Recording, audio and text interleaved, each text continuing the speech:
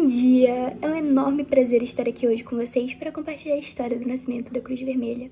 Esta instituição, que é reconhecida internacionalmente, possui um grande prestígio por desenvolver um incrível trabalho humanitário. Mas antes de contar a história, eu tenho algumas perguntas para fazer para vocês. Vocês já se imaginaram em uma situação em que o caos se instaura e a necessidade de ajuda é urgente?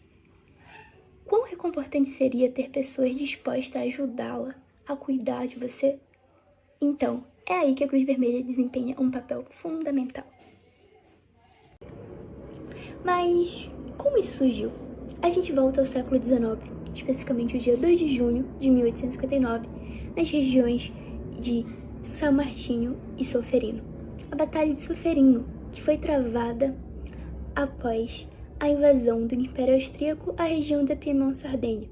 Então, Sardenha, apoiada por Napoleão III e liderada pelas tropas piemontesas de Victor Emanuel II, derrotaram as tropas austríacas lideradas pelo imperador Franz Joseph I. Esta foi uma das batalhas, especificamente a segunda batalha da Guerra de Unificação Italiana. E após 9 horas de combate, as tropas austríacas foram forçadas a se render. Das baixas francesas, 2.492 foram feridos e 2.922 foram capturados e desaparecidos. Mais de 3.000 soldados austríacos foram mortos e 10.807 feridos. A Batalha de Solferino foi uma das principais do contexto do Risorgimento italiano, ou seja, o ressurgimento italiano, que era a proposta de uma Itália unificada. Haja vista que, vencido o exército austríaco, a região da Lombardia pôde ser anexada ao reino de Sardo-Piemontês. Mas o que essa batalha tem a ver com o nascimento da Cruz Vermelha? E é aí que entra o jovem Henri Dunant, nascido no dia 8 de maio de 1828, em Genebra, na Suíça. Advindo de uma família calvinista, seu pai era conselheiro legislativo em Genebra e sua mãe, filha do prefeito de Avully, uma atual comuna suíça, trabalhava no hospital no setor de caridade.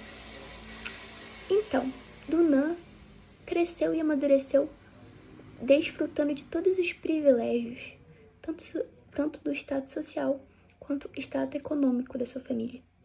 Então ele cresceu com profundas convicções religiosas e altos princípios morais. E qual é a conexão deste jovem com a Batalha de Solferino? Então, neste dia da batalha, Dunant estava viajando negócios para aquela região. Mas ao chegar lá, se deparou com aquele caos e não pôde deixar de se compadecer daquela situação.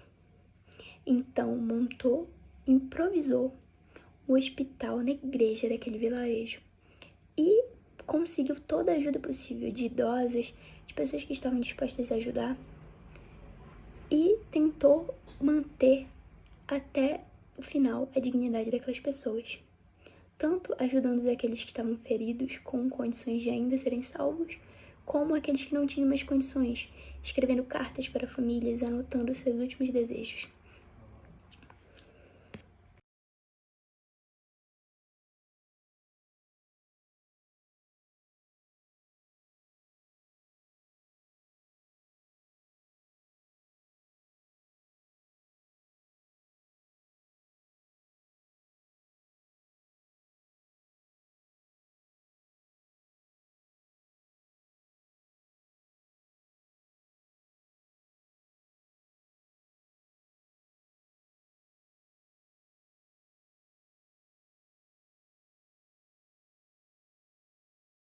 Dessa vivência nasceu o livro Lembranças de Solferino, publicado em 1862, no qual ele faz relatos sobre essa batalha. Henry pediu melhores cuidados para os combatentes e iniciou uma campanha pessoal para apoiar as pessoas em tempos de guerra. Dunant desenvolveu 3 propostas, que foram posteriormente implementadas. Na sua opinião, era necessário criar organizações nacionais de ajuda em cada país, equipá-los e treiná-los para ajudar os feridos de guerra e apoiar os médicos e assistências. A ajuda seria voluntária. Os médicos deveriam se manter neutros e protegidos por um símbolo incisivo, que mais tarde se tornou a Cruz Vermelha.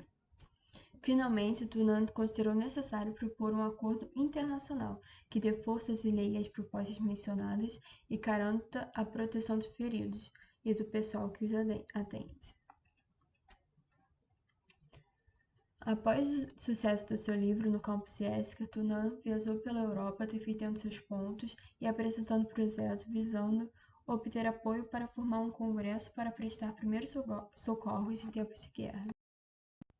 E assim, em 9 de fevereiro de 1863, o Comitê dos Cinco foi criado, pelos 5 fundadores da Cruz Vermelha.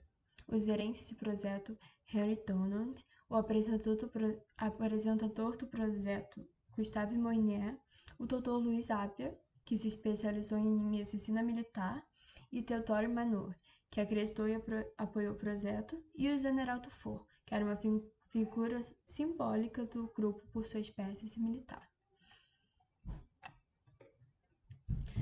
No ano seguinte da formação do Comitê dos Cinco, aconteceu a Conferência Internacional de Genebra. Essa reunião contou com a presença de 16 países, inclusive o Brasil, para debater sobre melhorias nos serviços médicos em campos de batalha. Em 1864, houve a primeira Convenção de Genebra, elaborada por meio de uma conferência diplomática, com o nome oficial Convenção para o Melhoramento da Condição dos Feridos das Forças Armadas em Campo. Nela foi ratificada pelos estados presentes: França, Suíça, Bélgica, Países Baixos, Itália, Espanha, Suécia, Noruega, Dinamarca e o Grande Ducado de Baden. Uma cartilha onde estabeleceu-se principalmente socorro aos homens feridos sem distinção de nacionalidade e neutralidade do corpo médico e dos estabelecimentos marcados com o emblema da Cruz Vermelha. Não havia ordem preferencial aos tratamentos, somente nos casos de urgência. Os signatários que ratificaram essa convenção deveriam em seus respectivos países uma sociedade da Cruz Vermelha. Em síntese, a primeira Convenção de Genebra preocupou-se exclusivamente com o ser humano, independente de qualquer possível discriminação. Seu maior objetivo é a vida, sendo a base do princípio da humanidade. Em síntese, a primeira Convenção de Genebra preocupou-se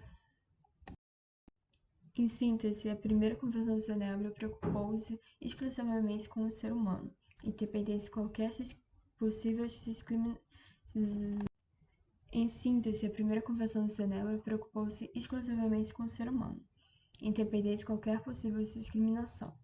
Seu objetivo maior é a vida, sendo a base do princípio da humanidade. Desde então, a Cruz Vermelha tem desempenhado um papel vital em inúmeras crises e emergências ao redor do mundo. Seus corajosos voluntários Desde então, a Cruz Vermelha tem desempenhado um papel vital em inúmeras crises e emergências ao redor do mundo. Seus corajosos e comprometidos voluntários trabalham incansavelmente para prestar assistência médica, fornecendo abrigo, alimentos e água, reunindo famílias separadas e ajudando na reconstrução das comunidades devastadas por desastres naturais ou conflitos armados. A organização também desempenha um papel fundamental na disseminação de conhecimento e treinamento de primeiros socorros e prevenção de doenças, capacitando pessoas com habilidades que podem salvar vidas em sua própria comunidade. Hoje, olhamos para a história do nascimento da Cruz Vermelha e reconhecemos a visão humanitária de Henry Dunant, que se tornou a base de uma instituição globalmente respeitada. A Cruz Vermelha simboliza a compaixão, solidariedade e a crença de que todos os seres humanos merecem ajuda e cuidado, independente das circunstâncias. Portanto, eu quero encorajar cada um de vocês a ajudar essa causa nobre, seja como voluntário, seja doando recursos, ou seja simplesmente espalhando sobre a conscientização do seu trabalho. Afinal, nós nunca sabemos quando pode ocorrer uma emergência. E a ajuda da Cruz Vermelha pode fazer toda a diferença na vida daqueles que precisam. Lembre-se, todos nós temos capacidade e poder para ajudarmos e impactarmos a vida das pessoas. A Cruz Vermelha é um exemplo notável disso. Portanto, vamos nos inspirar na história do seu surgimento e vamos nos unir para construir um mundo mais compassivo e mais solidário. Obrigada.